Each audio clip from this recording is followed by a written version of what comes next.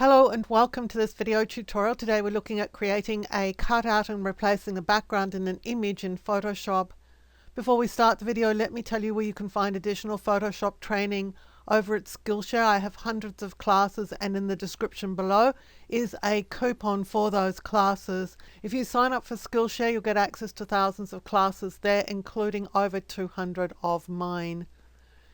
Now let's swing back to Photoshop, and this is the image we're going to work with. And thank you so much to a viewer, Chris Caldwell, who sent me this photo over, and it's a little Westie, and what he wanted me to do was to see if I could find a realistic way of cutting out this dog and giving it a new background, and it's just super cute. It is obviously a snapshot. If we were pre-preparing this, we would have taken a photograph with a sort of neutral background.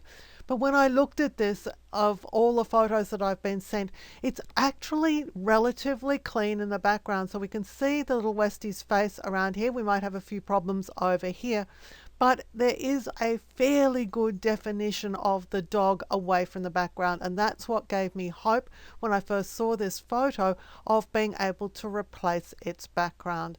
So we're just going to zoom in here a little bit, and we're going to take this step by step.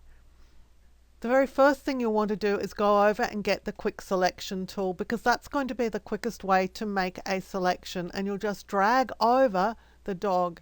And as you do, Photoshop's going to sort of try and find elements that go to make up this dog and separate it from its background. If as you drag in little sort of bits, if it goes too far and sort of selects the whole document, then just back off a step. So just press Ctrl Z to go back one step or two steps, and then start coming forward again. Now I've made a relatively good selection here, but there are some problems, particularly on this side of the head. So let's just zoom in. What I'll do now with the quick selection tool still selected is hold down the Alt key. That would be the option on the Mac. And I'm going to drag over those areas that I want to remove from the selection. So these areas of the basket behind the dog's head, it's just going to make life a little bit easier in a minute to have less of those areas. Now I need to pick up this bit that just got removed in the process. Let's have a look around here. Well, this is just leftover hair from the dog, so I'm going to hold down the Alt key option on a Mac and just remove that, because I don't want that area selected. And as you're doing this, sort of select this bit but don't select this bit. Photoshop's sort of doing a little bit of calculation in the background and trying to learn what it is that you want. Now I've missed the dog's toe down here, so let's go and grab that. And in doing that, I seem to have over selected here, so it will just wind that back. Just hold the Alt or Option key and just select over the areas you want to remove from the selection. You're just looking at perfecting this as much as you can at this stage, and this is just really simple stuff. It shouldn't take you that long to do, and you don't need to worry overly about it. Now what we're going to do in a few minutes is we're going to get Photoshop to help out with the fuzzy edges. So the fuzzy edges are going to be fairly easy for this tool to get. What the tool doesn't get very well is very straight edges. So for example, if this neck chief of the dog was further down, we'd want to get a nice edge there, because it's not fluffy, it's not the dog's hair. We do want to get those areas selected better, but the dog's hair, we've actually got a tool in Photoshop that's going to really help us out here. Got another little bit in here I think I want to get rid of while I can. So just checking around here to make sure that the selection is pretty good before we go to the next step.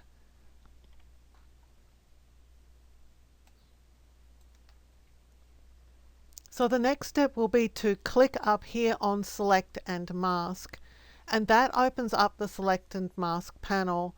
And what we'll do now is have a look and see how our selection is. So I'm going to press Control or Command 0 just to zoom back out. And I think I'll zoom back in a little bit, but not all the way.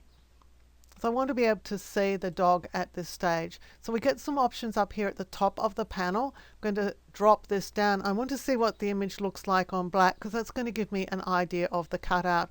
And you know, this is not bad at all. I've seen a lot worse than this.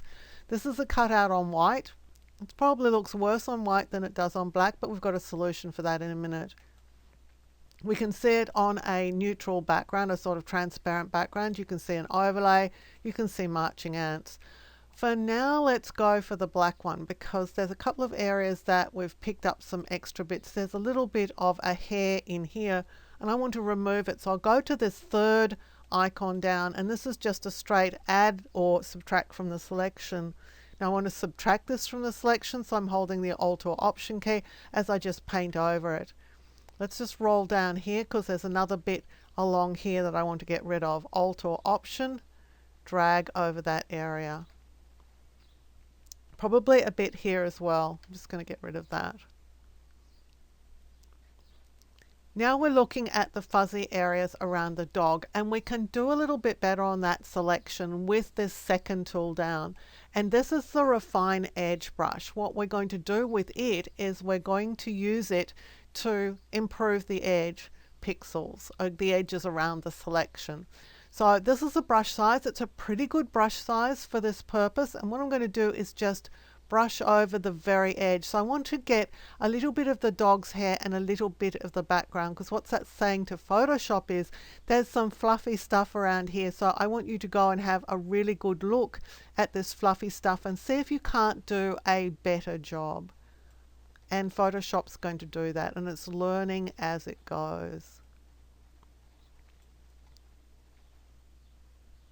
If you see a little bit that's been added incorrectly, then switch tools and go an Alt or Option click on that area just to remove it, and then keep going around the edge. But you do want to be partially over the hair and partially over the background to tell Photoshop to have a really good look at these edges.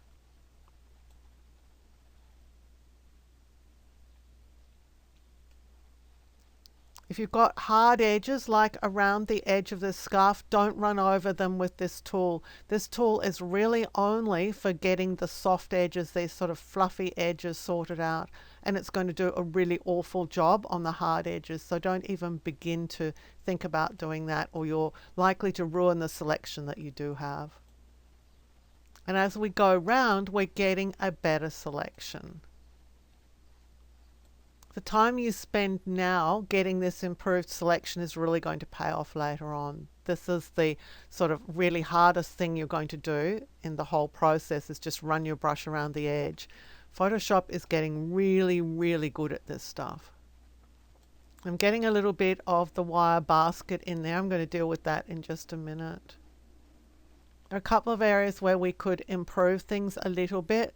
We can have a look at it on white, we can have a look at it on black. That's not going to affect the selection that we're making, but it will help us just see to remove some of these areas that we may want to remove. I think there's a bit of excess in here. I think we've got a bit of excess in here. And I'm going to come over here and zoom in and just try and remove these bits of the wire basket behind. Again, just varying the brush as I go. Just want to break up the look of that basket there.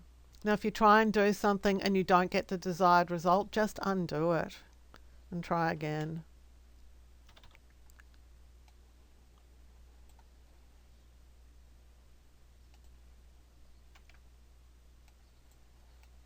So at this stage, I'm going to call this good. It's not perfect, it's far from perfect, but the original image wasn't really helping us a lot. And so as long as we've got a reasonable selection, we're good to go. Now I'm going to select my output options, and they're down the bottom here. What I want to do is I want a new layer with layer masks. So I'm going to click on that and I'll click OK. And in the layers palette, we're going to see that we've got the original image at the back and it's been turned off, so the visibility is turned off. So we've saved a copy of the image if you like. And now we've got our cutout version on top. So we've got the dog masked out, but it's not a perfect mask. And obviously we want a background for the dogs. So this is the point where you're going to head to the internet. And I've gone to unsplash.com, which is probably my favorite place for getting really good quality images. And I typed in tabletop. I wanted something to put the dog on. And if we have a look at the original image, because this is going to be fairly crucial, we want to have a look and see basically how the dog was arranged. Well, there's a tabletop here that is slanted away and there's a background behind the dog. So if we can get something that mimics this tabletop arrangement, then the dog replacement, the placement of this new background is going to work particularly well. So I'm just scrolling down here to look at possibilities, and obviously none of these are going to work because they're top down. What I'm looking for is something on an angle. That's not the right angle, but it's starting to get where we want to be. This is the one that I actually ended up choosing. There are flowers. I know there are flowers. We're going to get rid of those, but this has got a table and a background in the sort of relative position that we need it to be in. Now, there was another one here that I also had a look at as a possibility of using. Let's just scroll down here. This one, it's actually by the same artist. She's created both of these, and so the table and the wall are pretty similar in both. But there would have been others that I could have tried to use, possibly this one, except that there's just a lot of stuff happening on the table that I would have had to get rid of. But that sort of thing's a possibility. Here, this would have been a possibility. Anything that's got this sort of flat surface that you could work with. You could have used this, just remove the coffee cup and use that as a background. You just want something that's fairly neutral, but you do want that tabletop because you want to be able to put the dog on something. You might have been able to fudge it even on this. But we're going to use the image that I pointed out to you, which is this one here. So I've got it downloaded. The first thing I'm going to do is get rid of the flowers. So I'm going to the lasso tool, and I'm going to lasso around this area. Now I want to include everything plus an extra little bit, so I'm just going to include this in too. So I need to make a fairly generous selection around the flowers, and I'll choose edit and then fill. I'm going to select content aware and just click OK and wait as Photoshop goes and does its content aware fill thing. It hasn't made the world's best job, but that's fine, we can run with that. I'm going to get rid of these flowers, so I'll do that in the second run here. You want to make a fairly generous selection so that you do get rid of the bits that you don't want. Again, same thing, content aware fill. That's been pretty good. Let's just zoom in and see if we can do a small patch job here. I'm thinking that in actual fact the patch tool might do it, so let's go and get the patch tool here. What I'm going to do is select around the area that I'm having problems with. This has got a line and also the bench top's gone a bit awry here. So what I'm going to do is just drag out to another area and just manipulate the selection I have over here and place it in such a position that when I see it in the second box, the one I need to replace, that it looks pretty right. And I'm pretty happy with it now. That looks like a good fix. I'll just let go of the mouse and we're getting a pretty good fix here. We've got a few problems in the back wall, but we've finished off the desktop. That's looking pretty good. Well, let's go and get the patch tool and see if we can deal with the wall issues now separately. That's pretty good. If we need to be really finicky about it, probably a couple of hits with a really big spot healing brush might do the trick. Or the clone stamp tool. Just go and sample an area, just option click, alt click on an area that you want to sample that's too dark a color, and then just start painting over. And I would paint over with a sort of reduced opacity so that you can make sure that you're covering up the areas that you want to cover up. And you probably want a softer brush than I've got. I've got a totally hard brush. That's not doing me any favors at all. So a softer brush will work a little bit better.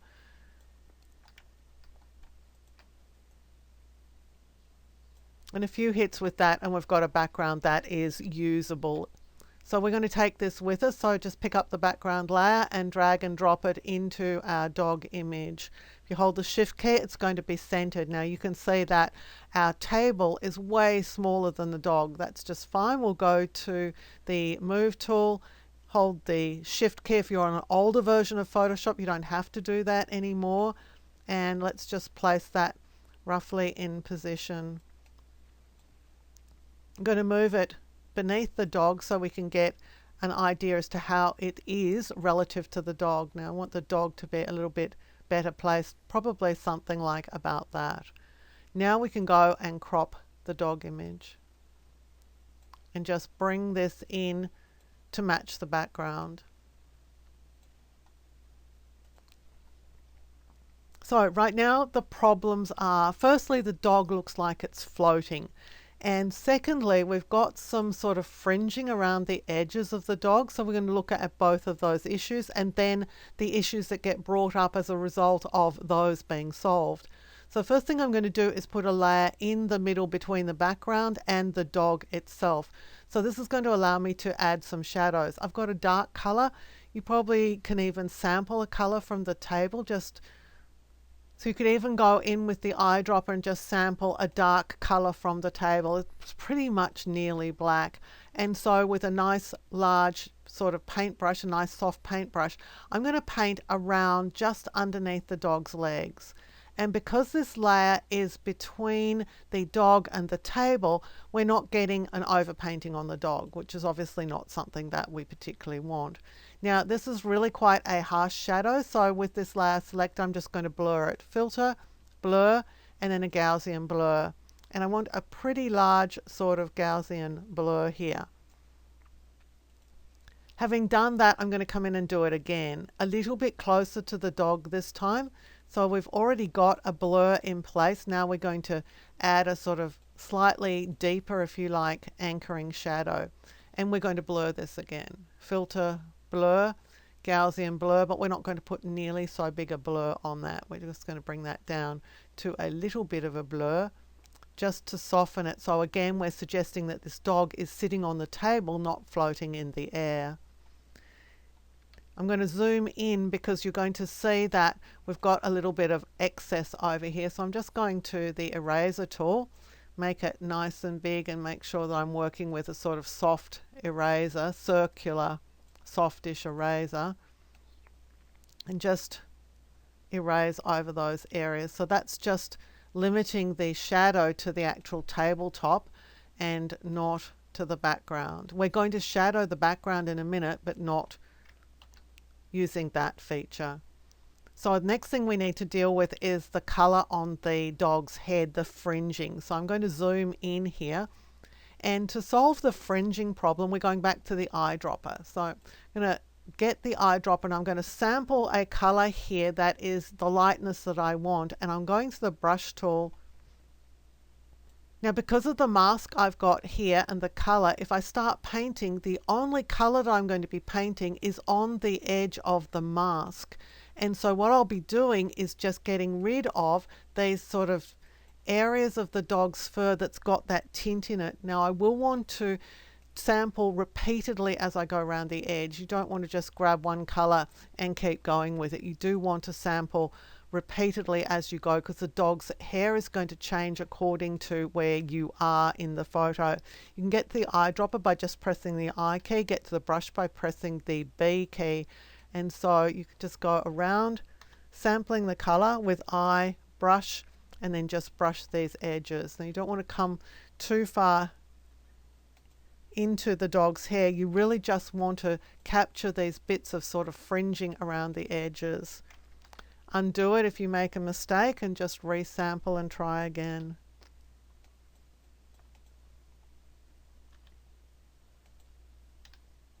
Again, just these very, very edges where we're getting that unattractive fringing.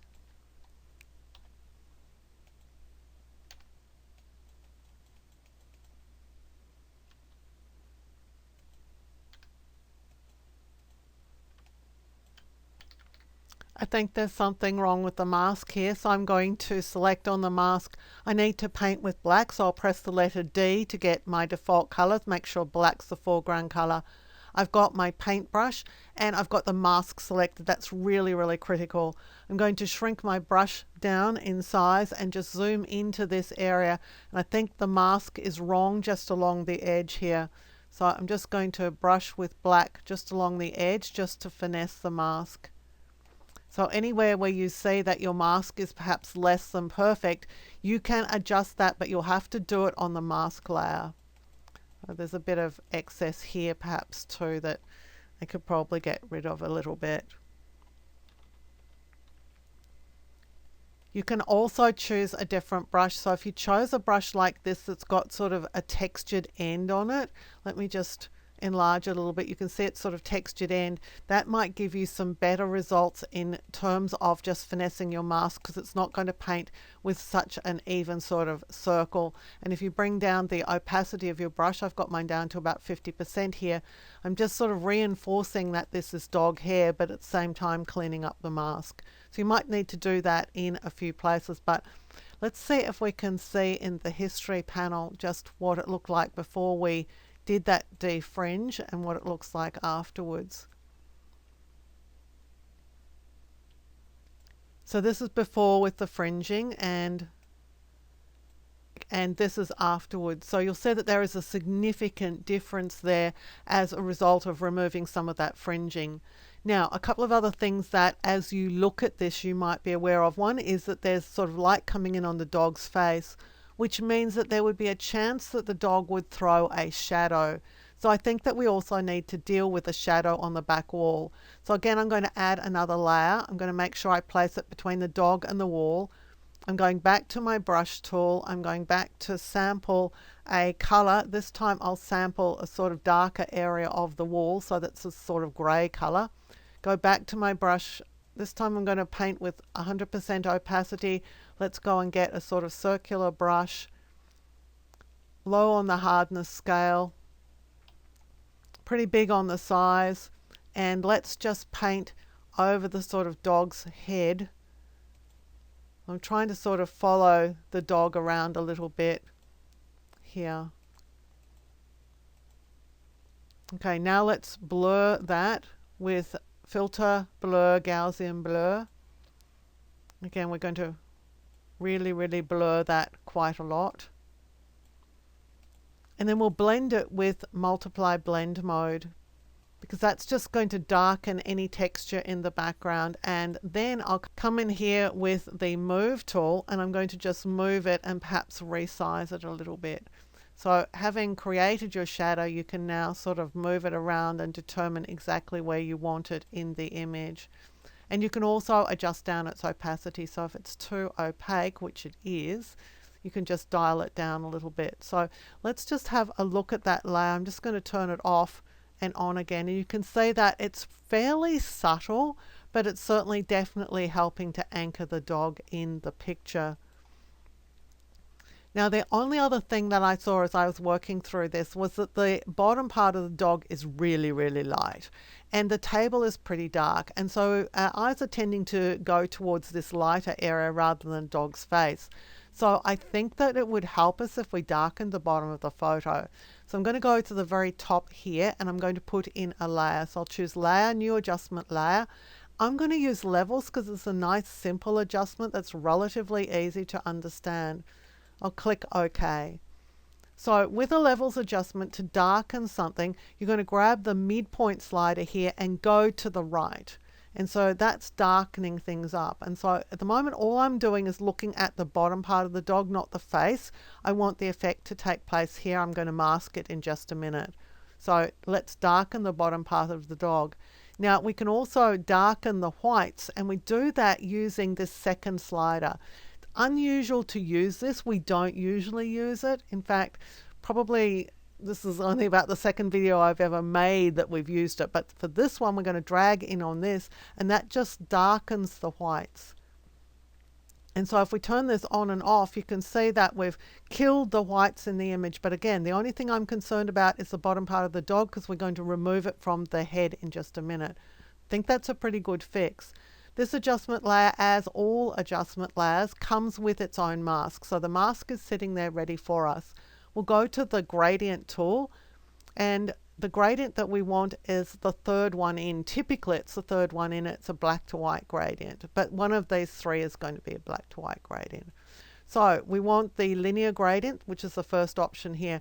And you're just going to make sure that you have the mask selected and just drag down the image. So you're either going to get it right the first time or wrong the first time. And I've got it right. It's black at the top, white at the bottom. You can see that it's having an effect of lightening the dog's face, but not the dog's body. I just need to put it in a better position. And so you may want to just fiddle around with trying to place it in the right position. You can just keep going over this mask. Just start maybe a little bit higher up or a bit lower down. Obviously, if it went the wrong way the first time, you're just going to draw up instead of down. But that's not our problem. This is our problem. So we've made a mask using the Select and Mask tool to get rid of the background of the dog. We've found a background somewhere online that you can use, and unsplash.com is a great place to find images that you can use. And we obviously cleaned that up because we had to get rid of the flowers from the tabletop so that we could use it for the dog. And then we've brought in some shadows to anchor the dog. One of the shadows is actually underneath the dog, and the other one is on the back wall. Again, the kind of shadow that that dog might throw if the light was coming in from the direction that we're seeing it. And finally finishing off with just color correcting the image a little bit to darken the bottom and leave the top as it is. So this is admittedly far from perfect, but we didn't start off with the world's greatest photograph for this kind of purpose, and yet in just a few minutes we've been able to create something that is a memorable little image. And I know that this one is headed to the dog's owner, which is really a wonderful thing to be able to do, is to be able to turn something that was basically a snapshot into something that somebody might actually potentially want to put on their wall. So I hope that you agree that this is a really good outcome for this image. And I hope that you've learned things about Photoshop of which you are unaware of, and that you could perhaps put to work in your own images. So thank you to Chris for sending me the photo. If you enjoyed the video, give it a thumbs up, hit the subscribe button and the notification bell so you'll be alerted when new videos are released. So until next time, I'm Helen Bradley. Thank you for joining me here on my YouTube channel.